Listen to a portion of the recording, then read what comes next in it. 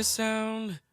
On the outside, always looking in a way like never be more than I've always been. Cause I'm tapping on the glass, waving through a window. Hello, my Broadway buddies, and welcome back to Always Acting. I am Evan, and you can follow me on Instagram at alwaysacting08. And today, I'm going to be seeing Come From Away on tour.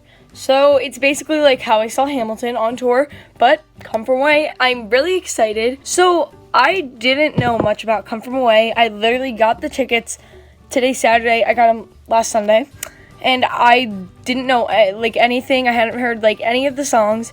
So this past week I listened to the soundtrack and I kind of researched some, so I don't know all of it.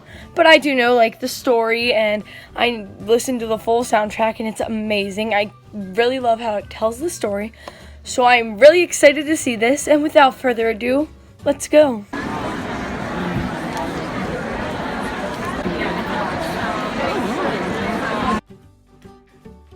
Okay, hey guys, it's a few days later, and after seeing that show, wow, that's right now with the words I can do to describe that show, because of how with only 12 actors and like basically using their main props, 12 chairs and 2 tables, I was amazed.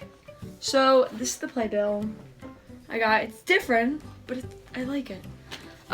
So if you don't know what Come From Away is about, Come From Away is about basically these events that happened because of 9/11.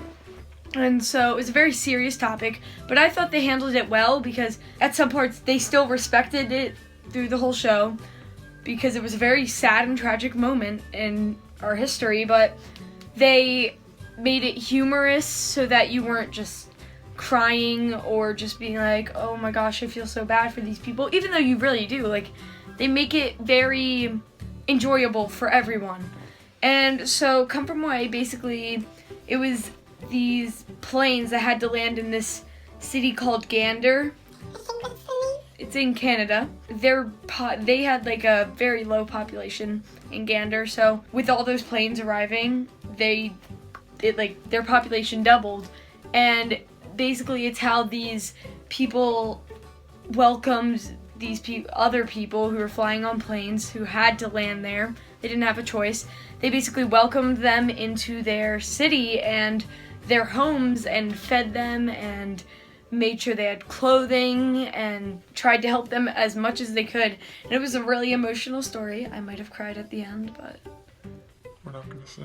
Anyway, okay, I also loved how they used they had more props, but their main ones were 12 chairs and 2 tables, and I thought it was really cool, because they just switched the chairs around. If they were in an airplane, the next thing you know, they're in a bar, or, you know, they made it at one point where they were at this, like, it was a beautiful, like, scenery thing, and they were, like, walking on this edge of this cliff or something, but it was, like, a really pretty moment.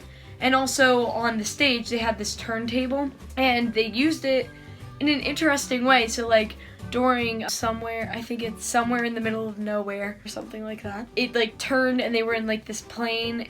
It was very cool. Also, if you've ever seen the backdrop, it's like the back scenery.